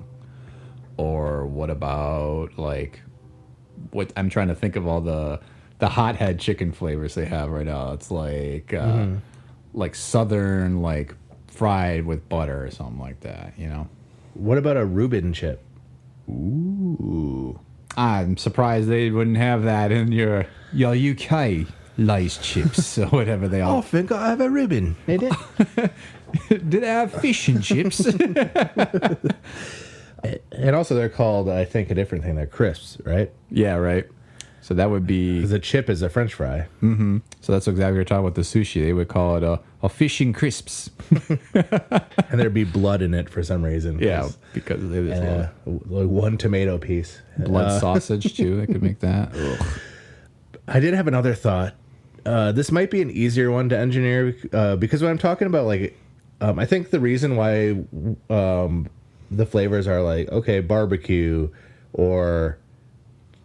It's a one note thing because you can't really be like, okay, and then on this section of this one chip, you're going to get the rye bread, and then you're going to get the sauerkraut, and then the Thousand Island on this part. It has to be kind of more straightforward. Yeah. But like, what about like a steak, like a taco that's like steak, you know? I think if you lead in with the steak, but then you have it on a corn chip, Oh, yeah. which will kind of represent the like tortilla. And then maybe if you could incorporate some cilantro or like whatever you're not sure about, just add some spice and that could be the salsa. Don't put it past you know? Tostitos or Doritos. They're probably trying to think A of steak how... taco or I don't know. You know, it's funny because I feel like now that we're talking about a couple of these, I keep thinking like those have to have been a flavor I've seen because they always have their weird ones that come out. Like cucumber was one I saw today too, and I'm like, oh, but it's also kind of so straightforward. You wouldn't necessarily think, okay, cucumber, right? Because you have pickle chips. Like you just basically, deconstruct that a little bit. What about this? If rather than salt and vinegar, you had it be kind of the Jelly Belly thing? Salt or vinegar. So either it's the most vinegary chip you've had or a regular chip, and you play it up like which one is it? It's a challenge. It's like the mystery flavor Airheads that you used to get, right? Yeah, except for it was always just one flavor. Yeah. The mystery flavor was always just like blue raspberry or something. I was like, this is boring. Give me something better. Mm-hmm. But yeah, I do like that too. I think one of the other flavors I was just trying to think about too is keep going. I'm thinking back to like the McDonald's International menu and like some of the things they have there. Like what if you had like a Euro chip, and like... That could be the Giannis chip. Exactly. That's his answer to Jason Tatum. You can have your sweet barbecue, or your flaming hot barbecue, but I get the Euro with some of that like tzatziki on it. I'm sure tzatziki is probably a flavor in itself, but... Yeah, it could be called the Euro step. Yeah. The GYRO step. Pfizer Forum already has that term coined, I think, for their Euro stands. Yeah, I think there's a lot of options there too. You could also do like a poutine because it's kind of right there for you. Get a little gravy. I guess it's kind of the biscuits and gravy, but maybe not. You get more cheesy than you get biscuity. Yeah. Mm-hmm. And yeah, just a whole bunch of umami and like a brown gravy. Yeah. This is maybe borderline stupid, but I'm sure it's either been done or will be done. What about just beer flavored chips? Like, so many breweries, they don't have a food license. Yeah. And it's just like, well, hang out with your kids and your dog and have like locally made pretzels or like whatever. What if it was just like, if you kind of use some of the like leftover ingredients, the like wort or whatever it is, and some of the aspects of like the IPA or whatever. It could all be different flavors. It leads to a whole line. What if it was just like, because like, the more beer that you have, and I've had a lot in my life, the more like you appreciate it. Like you go from being like, when you're 19, or no, I'm sorry, I'm being recorded. When you're legally 21 on your 21st birthday. What if I got arrested? They're going to get retroactive. Like, did you realize that 19 years ago you were doing this? I was drinking in the womb. Yeah. Not by choice. But there you go. Anyway, it was I feel like it could be a thing like you appreciate elements of beer where it's just like, I'm getting like, hints of like you read the labels and it's like, hints of like biscuit and fig and whatever, like it sort of opens up this world where it's just like, okay, this would be a hazy IPA chip, Yeah. And I mean, I want to have it be subtle if you do it, but just have it be like oh yeah, it's like you spilled beer on one of your chips but it didn't begin to like dissolve, like do things you like. Yeah. And yeah, I think I've had a beer chip before. I don't remember it being particularly good. But I don't have high hopes for it, but I think it's a but thing it's that still trying something different. like, and there's always the people too where like, my mom will buy me beer socks or whatever because she's like, you like beer, Wisconsin, get it? And I'm just like, okay, please don't buy me any more stupid shit I'm gonna have to get rid of. But I have like mustard that's like pickle flavored because it's like a gimmick. When a person goes to the Middleton mustard museum, it's like, here's a weird mustard flavor you never would have thought of. Here's a dill hot sauce. Here's a dill hot sauce would be kind of tasty though. Yeah, and like I think the more that we broaden our horizons and the more we like are infusing new cultures and new influences and stuff into like what is the world of food, like I think there is a lot of room for that expansion where it's like it used to be a weird thing like oh my god, they're making dill pickled chips, and now it's like on every store shelf. Right, you can't go anywhere without finding a brand that doesn't have dill pickled chips. Yeah, and now I'm like riding to like Western Milwaukee to get my curry chips because I had them once. I haven't done it yet, but like there will be a day when I'm in that neighborhood and I'm like, okay, I'm gonna curry chips. Yeah, like every time good. I'm in Wauwatosa, or not every time, but like if I'm running low on the like chili crisp, I buy it from the one place that has it there, so I don't have to order it from Amazon. Yeah. So one thing we haven't really talked about, because I wanted to touch on it when you mentioned the word fig, because I was thinking about chips, as we were kind of touching on earlier in the episode, can be puffs. They can be different, but there's also veggie chips where you have like sweet potatoes, or you have rutabagas or whatever it is that you turn into those chips. Like it's the taro chips I'm trying to think of right now. They have like actual onion chips or whatever. And I was like, oh, I wonder if anyone's ever tried to make a fig chip, because I love figs now. I went to Sonoma once and suddenly I'm a fig fanatic, but you're the meme, goes to Sonoma once. Suddenly he knows everything about white wine and figs. But it's an interesting idea to think of, like, you can probably turn a lot of fruit into chips. There's apple chips. There's, you can make plantain chips. We have some of those at my house. Those are good too. And they're savory, which is like a little bit unexpected from like, like my dumb shit. I was raised in the 90s in Northeast Wisconsin. I'm like, I thought bananas were sweet. And then you realize it's not a banana and I should... yeah, I don't know. Educate yourself, sir. And I'm in the process of doing so still. It's always an education, yes. You're never done learning. But plantain chips certainly are a good option. But yeah, I guess, is there any like fruit, vegetable, or otherwise that's like, ooh, it'd be interesting if they turn this into a chip that you have never come across? Because I'm like, dude, is there pineapple chips? I've had sliced pineapple or dehydrated, but I don't know if I've ever had like the chip. Yeah. I think apricot, but that would be hard to get in the form factor of a chip. That's the hard thing, where I think strawberries, we've all had the astronaut food or whatever, where it's just actually, or the red berries, what used to be in Special K, that cereal.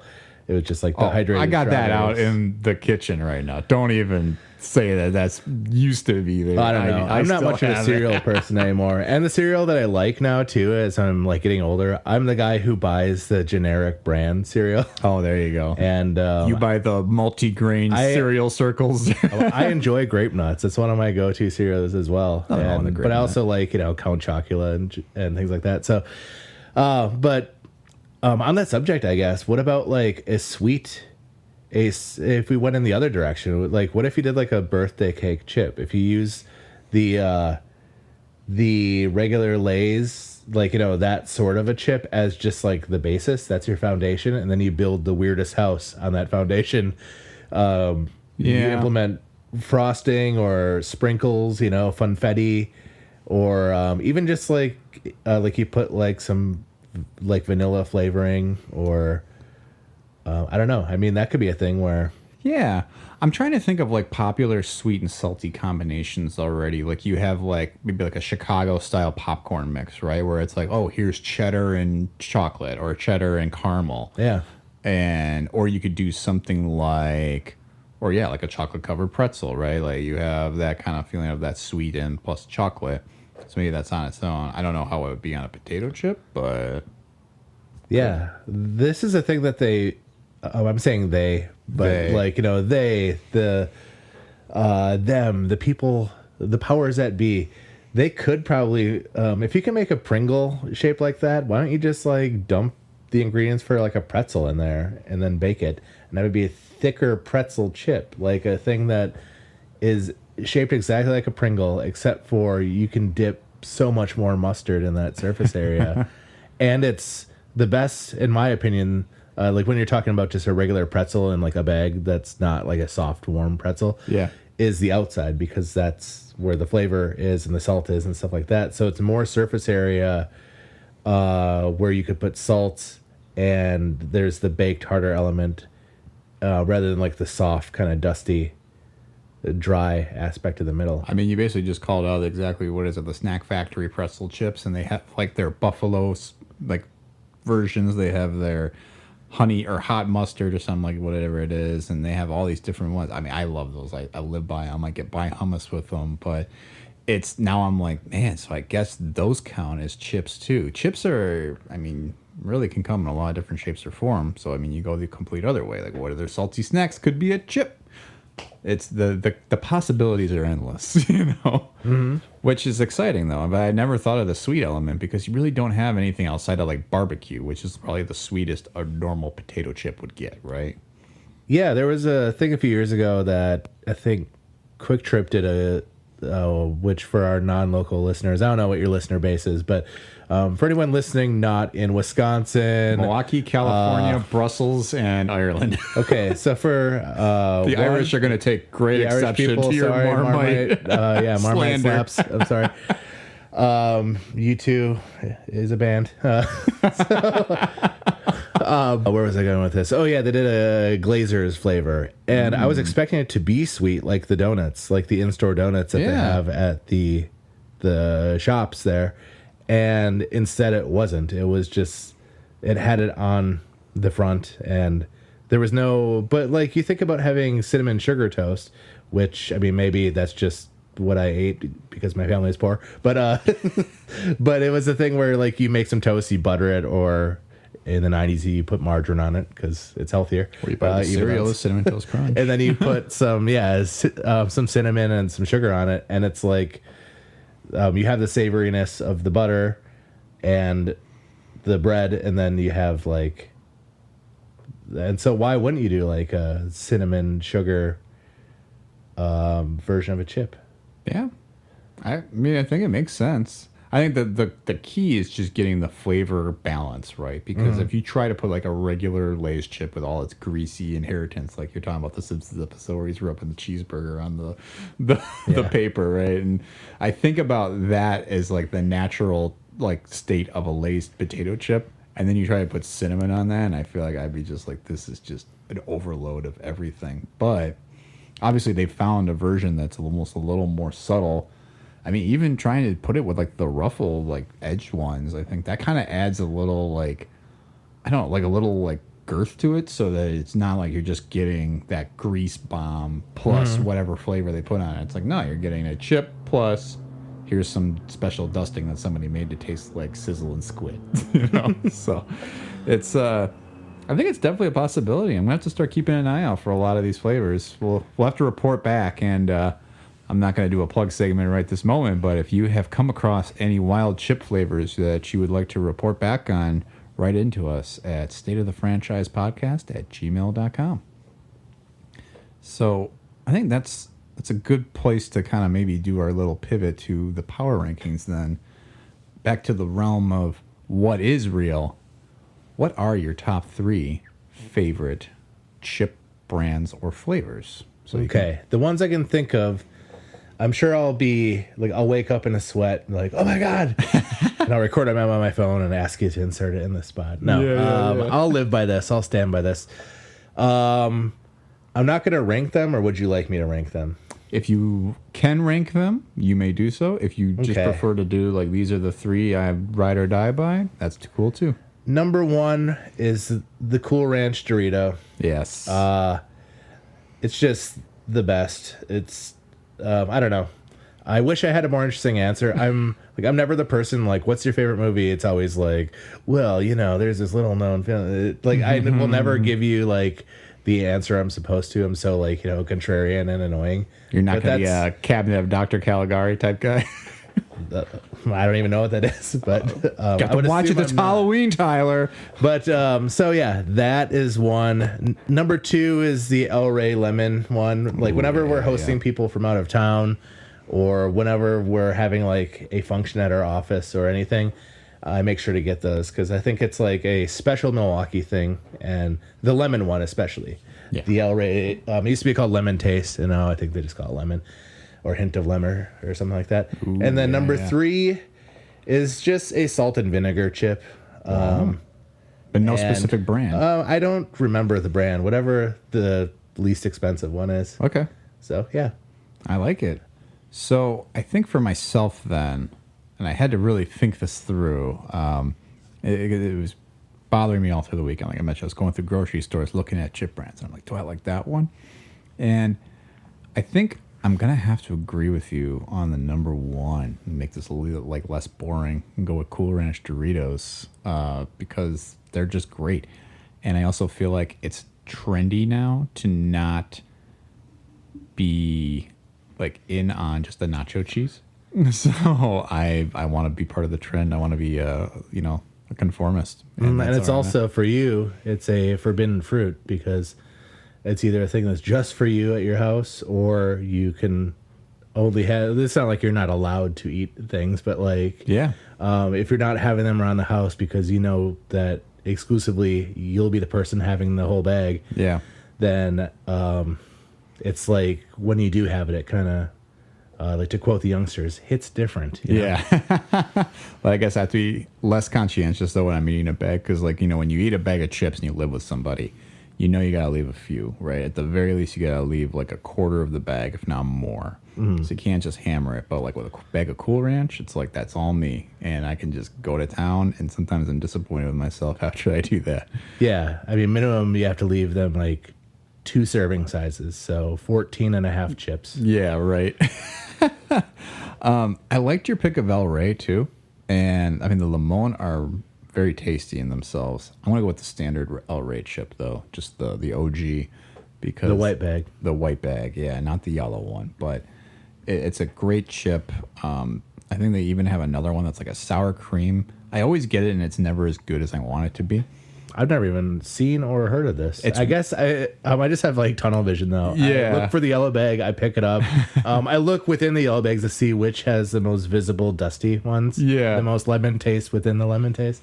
It's the only one that's in like a plastic bag, like a fully plastic bag. So like if you looked at it, you might even think it's like a bag of just like donkey chips or something like that that's branded differently. But it's like a sour cream but it's not like like chive or onion or anything. It's just like literally just like a sour cream chip, and I don't know, it's very, very dusty, and I like it. I don't love it as much as the other two, and yeah, but a standard El Rey OG white bag chip is great. My last one because I feel like I do love a really good crunchy chip. And one of the things that always gets me is when I watch Home Alone every year over Christmas. Is Kevin is in the basement. Oh, I did Home Improvement, not Home Alone. I was like, I thought you were just like, you're like, what? You watch Home Alone, you think about chips? But he has a bag of this brand of chips in the corner. We looked it up last year. Yeah, when we watched it, I forgot. It's like Chippos or something like that. Or yeah, it's Crunch Taters. There's an alligator on it. And there's an alligator on it. I Yes. remember eating those when I was a kid, and I loved those chips. It's the sweet mesquite barbecue Crunchers chips.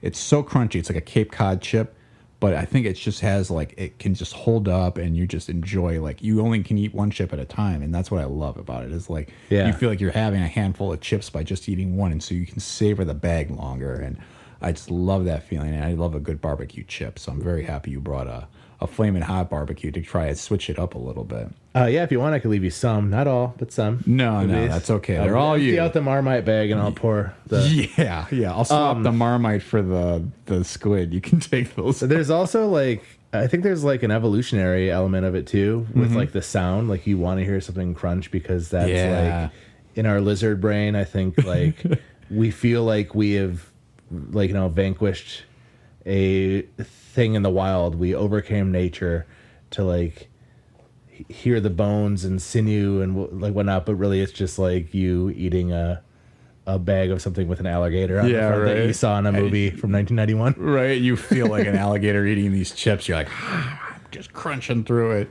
It's just a great feeling. But I can't watch Home Alone without seeing it, and I'm like, I need a bag of those right now. I don't have this is not in my rankings, but I'm just now remembering something that I wanted to bring up Give an to the honorable listeners mention, and to please. you. Another newcomer, a heat seeker that will never be in my top 3, but it's a thing where regardless of where you live, and also if you're on a budget, it's a really good alternative. I mentioned the Jason Tatums. Yes. Those are probably my number 4 chip right now. They're really they're rising the ranks. I mean, maybe one day they might be in the top 3. Who knows? Look out, Sultan Vinny. It might boy. be he might be ousted. But then again, if they win the title, I might be like one of those like dipshits with Bud Light right now, and I might pour out what's left of this bag in the drain, and then I'll Then take an AK-47 and do it have to have make a point. I will immediately purchase legally an AK-47 at a gun show. Yes. And but anyway, I know back to that real joke's stuff. gonna date like freaking milk. Like people are gonna be like, "What is that again?" Kid Rock shot Wait, up. what was okay? We were mad at Budweiser for but that was like 8 things ago. Yeah. What did they tell us to be mad about this week? I don't know. Rainbows. Yeah, we hate them again, right? Okay. Yeah, what are we fighting with each other as they silently? I'm surprised Lucky the Leprechaun has not been canceled with his Lucky Charms. just for purely having the dignity or the fortitude to actually mix colors on his box. What I wanted to lead in with, though, sorry, before Yes, I know, send we us totally on got that it, weird Tangent. diatribe, Go ahead. Was there is an in-store brand from actually Target, which if you're listening to this, there's a Target near you, I'm sure. Mm-hmm. And if there's not, you'll be excited when it opens in 3 years. And the blue corn chips there. They have a blue corn chip, and it's in a resealable bag, which is a thing where it's just like, that's another thing where I know that we're going along here, but it's Not at venturing on hack territory. But rather than inventing a resealable bag, they invented a thing to close the bag, a chip clip. Like, Whoa. like, isn't that weird that society was like, hey, we don't want to leave the bag open. Oh, let's get a plastic device to do it. But anyway, this isn't a resealable bag, and they're always on sale. They're really cheap. I think I've bought like a bag for like $1.99 before. Nice. You could buy the double size one if you really want to go like ham, and it's maybe $4, or it's usually if you buy one get one free or whatever. They basically take the flavor of whatever you dip them in, and they're, in terms of chips, this is the Sun Chip, quandary. Yeah. They're healthier. They're on the healthier end, lower in sodium, lower in fat. So but unlike Sun Chips, they actually taste legitimately good. Yeah. So I would recommend the blue corn chips from your local Target. Yeah, no, give it up for the blue corn chips, if you will, because I'm a fan of those. I'll have those with a little hummus, and I'm a hummus fiend too, as I just kind of like outed myself here. On They this also podcast. have this. Have you ever had this? That's bitchin' sauce or whatever. Yes, I have actually. We call that in my household bitch sauce, and I did love a Pocahontas version. Did you ever dip? Did you ever dip some bitch sauce with a blue corn chip? But it's in like Vanessa Williams's voice or whatever. Sure, yeah, no, underrated songs in that movie. Yeah. Just Did you around ever the dip blue some- corn chip. Yeah, I like it though. That's a good honorable mention, I think, for the rankings, because I think you could go honorable mentions on a ton of stuff too. But Yeah, and the beauty of this whole franchise, I guess, is that like I don't even feel like I've had my favorite chip yet. Yeah. Or a top 3 chip yet. I feel like it's an ever evolving thing where like the baseline is great and there will always be things that I will go back to. Mm-hmm. But I feel like it's just like I'm inspired to like seek out some new things here and there. Yeah. Like, like there's always a new version of a beer. There's always like, I feel like they've nailed almost every soda type, every main one, well, but- maybe we'll have to talk about that another time. Do Yeah, our maybe. soda franchise, but Yeah. And then we'll get into, is an energy drink a soda? oh god, no, we don't need to. But we don't need anyway, to start that. Too late. what's for all left that. here? I got to do plugs or something. Yeah. I like that you navigate right into it. Yes, I think as we get to the end of our podcast here, I don't think we've said all there is to say about chips, but I think for today we said enough about the franchise of chips. Yeah. I And think we laid all our chips on the table. we did. We put all our chips on the table. We got a little chippy in this episode. I have a but- chip on my shoulder probably Yeah. after all we've been eating. Yeah, but what's not punny is we do have a plugs segment where we'd like you to plug anything that you have going on in the world. I know you work with Milwaukee Record. Yeah, I'm one of the owners and founders of a thing called Milwaukee Record, and it is an entertainment site based in, you guessed it, Milwaukee, Wisconsin, where we get into things happening in the region. I mean, we'll hit a few things happening in West Dallas or Cudahy or the North Shore or whatever. But yeah, it's rooted out of a place of love and like interests and respect for the region, and we get into a lot of random food stuff that's a lot like this as well, but it's not just food, it's music, like local festival stuff. We're entering festival season or maybe in the middle of it depending on when this thing comes out. I don't know, we do movie screenings each month at the Avalon Theater. We have this is a thing I could mention. It's an edible thing as well. So we have a Very Delta, topical for the day that this episode is dropping. we have a Delta 8 gummy, which is fully legal for adults to have, regardless of where you live in the U.S. And it is a 69 milligram gummy. Wow. So you should have only a portion of it if you're going to have it, and see how you feel, and then have more if you'd like. And that is available. If you go to our website, you can see an ad for it on there. Kind Oasis is the place that actually sells it. Okay. And what else? Support local journalism wherever you get it. And newsrooms are dying. I won't claim that we're a news source. We're more of an entertainment site. But I have You're a little both. respect for those who are actual reporters and writers. And there's not that many of them anymore. And like everything's getting more like, one voice, one place to get something. Yeah. And I think a lot of stories are being lost, and they're being augmented like to fit certain narratives of Yeah. the owners of those major media conglomerates. Yep. I don't even know how I got off on that thing. I'm just saying support, like whatever you like, whatever your interest is. If it's not hurting someone, whatever your franchise is, support it. And you can do that through, financially, that's a huge one.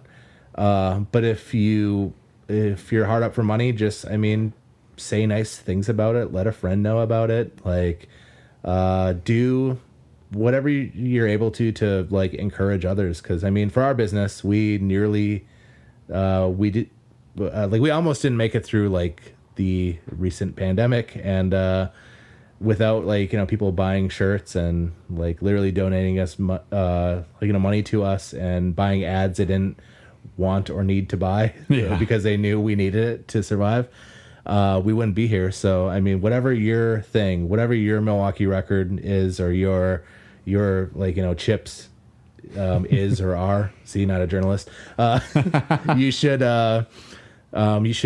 like do whatever to get behind it. Or if you're listening to the show, I mean, as a person who hosted over 200 episodes of a podcast, and I constantly felt like I was hitting my head against the ceiling, and no one was resonating, or it wasn't resonating with anyone or whatever. Like, if you like the show, like, you should leave a nice, like, comment. You should rate the show, review, or just like say like, hey, thanks for doing this. Like, because it's a lot of work, and I don't know. I just have respect for you and anyone making something that's not actively dismantling society. Well, thank you very much for those kind words. Yes, and absolutely, everyone should visit MilwaukeeRecord.com. It's no spaces. Wonderful site. You guys are doing a lot of great events in the Milwaukee area. Love going to anything. Yeah, if I see it's got the Milwaukee Record stamp of sponsorship or approval, it's like, I should probably look at that. Maybe check that out. So yeah, there's not a lot of places that are showing 1995's Mortal Kombat at a theater in the year 2023. Yeah, listen, maybe with good reason. Look, regardless of the quality of that movie, it's a fun time to go out on the town on a Wednesday night. It's a reason to go out. So yeah, please do that. Buy yourself some gummies. And if you get the munchies, you can have some chips. So yeah, perfect. Exactly. No, and thank you for the shout out on the show. All I'll say is, we have buymeacoffee.com/SOTF. If you guys want to leave a one-time donation, drop something in our tip jar. Fred and I will appreciate that. Always do. But really, we're just happy you guys are listening to the show. I mentioned our email before. It's stateofthefranchisepodcast@gmail.com. You can follow us on social, on Facebook with State of the Franchise Podcast with Fred and Tom. Also on Twitter and Instagram as well. Tyler, thank you so much for being on the show this week. Yeah, my pleasure. Thank you for having me.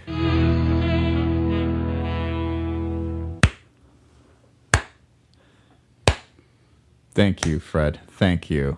Well, I guess I'm not needed anymore. Oh, Fred, you're always needed here. I hope you enjoyed listening to the episode, though, and the conversation. Yeah, I got to strap on some shoes of our fans, see what it's like to take in such marvelous media. And it was a great episode, great guest. Yeah, no, and I'm definitely hoping we'll be able to have Tyler back again. It was really a lot of fun. Maybe next time we'll talk about something, I don't know, maybe a little more on the wild side, but we'll see. Anyway, Fred, though, I did feel bad that, we had to record this ahead of time.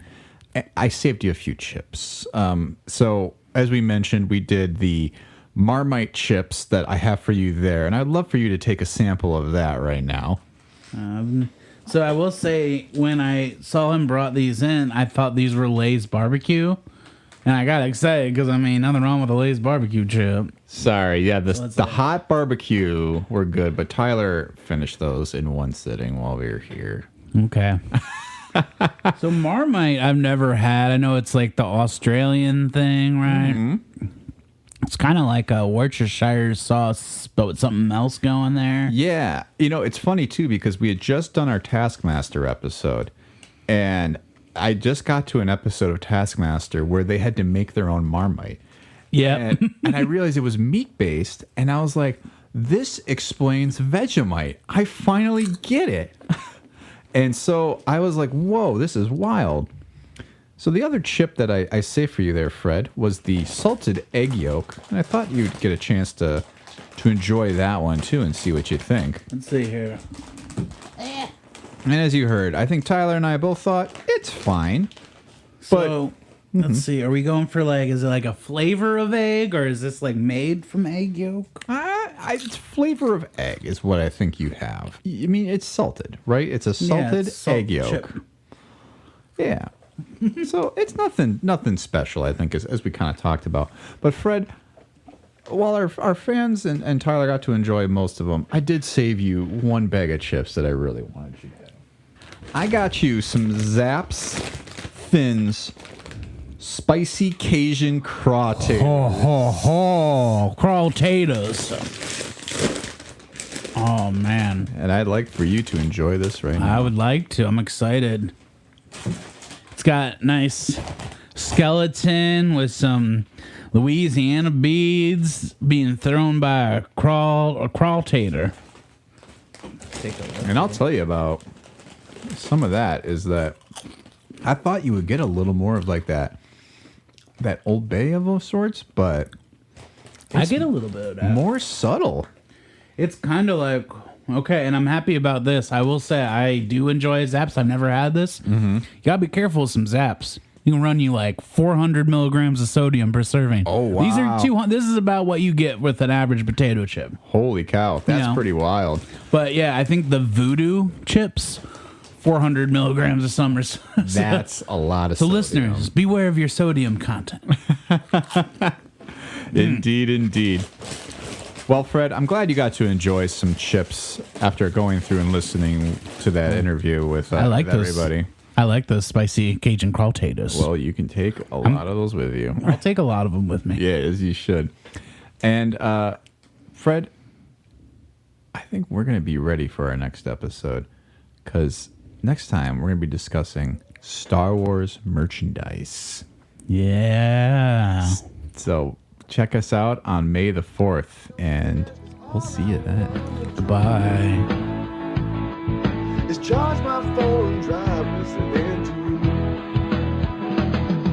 And what the talk